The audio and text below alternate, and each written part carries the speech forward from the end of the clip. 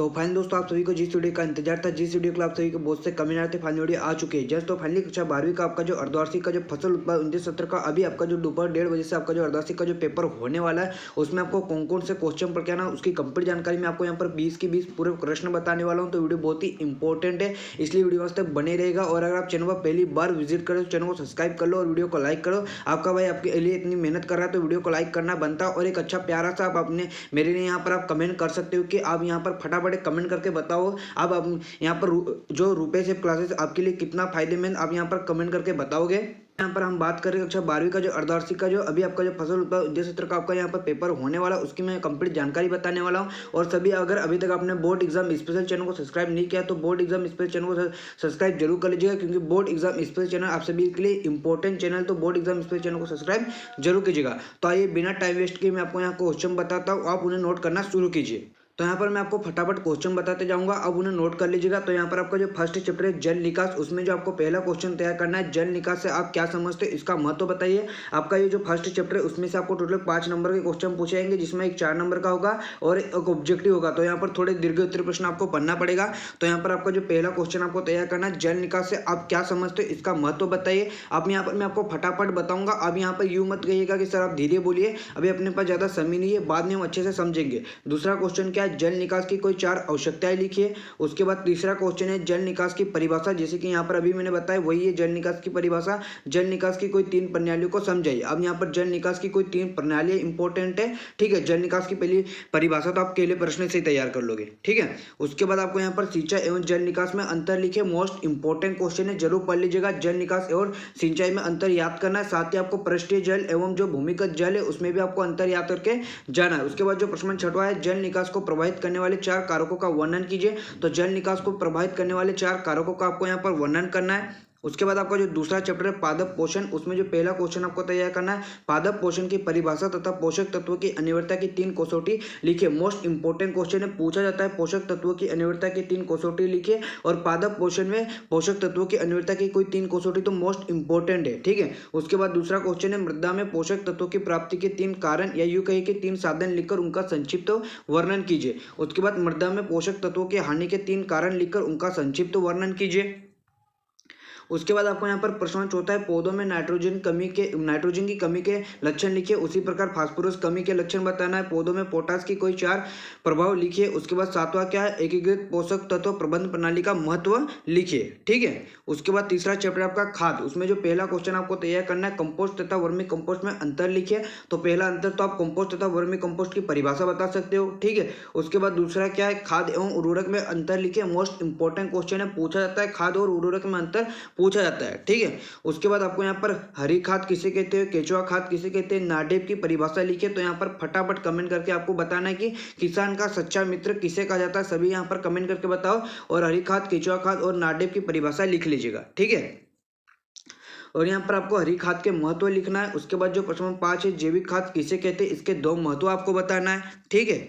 उसके बाद आपका जो चौथा चैप्टर है उर्वरक किसे कहते हैं तथा इसका वर्गीकरण कीजिए। उसके बाद नाइट्रोजन युक्त या यूं कहिए कि नत्रजनीय उर्वरक को 4 नाम एवं उनके नत्रजन की प्रतिशत मात्रा लिखिए। प्रश्न 3 है, पोटेशियम क्लोराइड, पोटेशियम सल्फेट तथा सिंगल सुपरफास्फेट में तत्वों की प्रतिशत मात्रा लिखिए, ठीक है। उसके बाद आपको जैव उर्वरक से आप क्या समझते हो, इनका महत्व आपको बताना है। प्रश्न 5 है, पोटेशियम क्लोराइड तथा पोटेशियम सल्फेट में पोटास की प्रतिशत मात्रा कितनी होती है, वो आपको बताना है। प्रश्न 6, मिश्रित उर्वरक तथा यौगिक उर्वरक में क्या अंतर है, आपको ये याद करके जाना है। बेसल ड्रेसिंग तथा टॉप ड्रेसिंग में कोई 2 अंतर याद करना है। 5वां चैप्टर है पोष संरक्षण पार्ट 1, उसमें जो पहला क्वेश्चन आपको तैयार करना है, खरपतवारों की प्रमुख विशेषता लिखिए।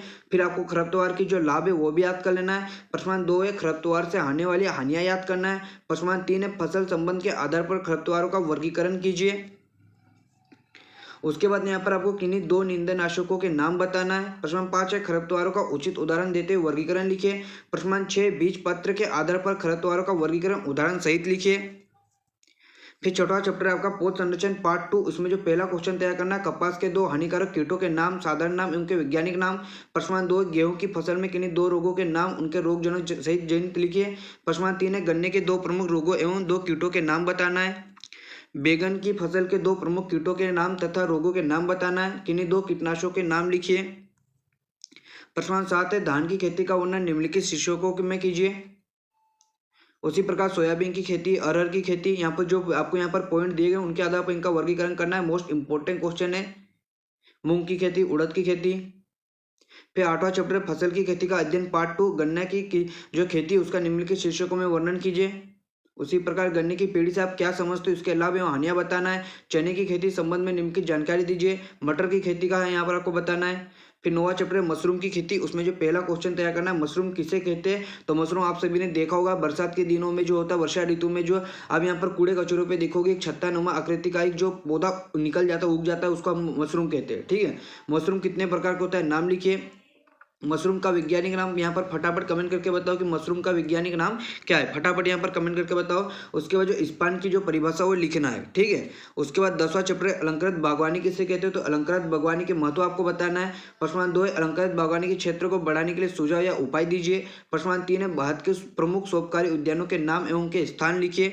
ठीक है। उसके बाद यहाँ पर फटाफट कमेंट करके बताओ कि गुलदाउदी एवं केली के वानस्पतिक नाम तथा कुल लिखिए। उसके बाद प्रश्न नंबर 5 है किन्हीं 2 फलदार वृक्षों के नाम उनके वानस्पतिक नाम लिखिए। प्रश्न नंबर 6 किन्हीं 3 वायुवर्ती अथवा छायादार झाड़ियों के नाम उनके वानस्पतिक नाम सहित लिखिए। उसके बाद आपको यहाँ पर जो आपका 11वां चैप्टर है हरियाली, उसमें आपको यहाँ पर आदर्श हरियाली किसे कहते हैं फटाफट यहाँ पर कमेंट करके बताओ। और उत्तम नियोजित या यूं कही कि आदर्श हरियाली की प्रमुख विशेषता आपको बताना है। हरियाली लगाने के उद्देश्य लिखना है। हरियाली विकसित करने के लिए घास का चयन करते समय ध्यान देने योग्य बिंदुओं का उल्लेख कीजिए। हरियाली की परिभाषा तथा लगाने के 2 विधि बताइए। डिबलिंग एवं ट्रैपिंग में अंतर बताना है। 12वां चैप्टर आपका पोत प्रासरण की विधियां, उसमें आपको जो पहला क्वेश्चन तैयार करना है लैंगिक प्राशन तथा वानस्पतिक प्राशन में अंतर, कर्तन तथा दाब में अंतर, कर्तन तथा दाब कलम में अंतर, इंचार्जिंग तथा ग्राफ्टिंग में अंतर, वानस्पतिक प्राशन के अवगुण आपको बताना है। 13वां चैप्टर है फल की खेती, उसमें जो तलवर शक्कर तथा जल शक्कर की परिभाषा बताना है। अंगूर की लताओं को काट झाट एवं ट्रेनिंग की किन्हीं 5 विधियों का वर्णन करना है। पपेन किसे कहते हैं ये बताना है। फिर पपेन का महत्व बताना है। अंगूर की खेती का वर्णन निम्नलिखित बिंदुओं पर कीजिए। केले की खेती का वर्णन निम्नलिखित शीर्षकों के अंतर्गत कीजिए। पपीते की खेती का वर्णन निम्नलिखित शीर्षकों में कीजिए। फिर आपका जो नेक्स्ट चैप्टर है फलों की खेती पार्ट टू आम की खेती का वर्णन निम्नलिखित शीर्षकों में कीजिए। अमरूद की खेती का वर्णन निम्नलिखित शीर्षकों में कीजिए। आंवला की खेती का वर्णन निम्नलिखित शीर्षकों के अंतर्गत कीजिए। उसी प्रकार नींबू आम में एकांतर फलन होने के 5 आंतरिक कारण आपको याद करना है। फिर आपका जो 15वां चैप्टर है औषधीय पौधों की उत्पादन तकनीकी, फर्स्ट सेकंड थर्ड तैयार कर लीजिएगा। ये वाला क्वेश्चन भी नोट कर लो। फिर आपका जो 16 चैप्टर है व्यावसायिक फसलों की खेती, इसमें आप ये नोट कर लो। 17 चैप्टर है फल परीक्षण की तकनीकी, अब ये 5 क्वेश्चन नोट कर लो।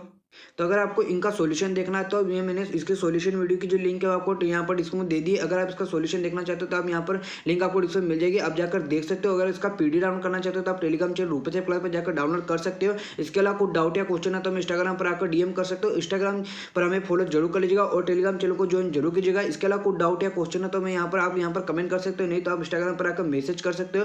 तो अभी के लिए इतना ही, वीडियो को लाइक कीजिएगा, चैनल को सब्सक्राइब कीजिएगा, बेल आइकन पर प्रेस कीजिएगा और इन सभी क्वेश्चनों का जो सॉल्यूशन आपको हमारे चैनल पर मिल जाएगा। वीडियो की लिंक आपको डिस्क्रिप्शन में मिल जाएगी, आप जाकर देख सकते हैं। तो अभी के लिए इतना ही, मिलते वीडियो में, जय हिंद।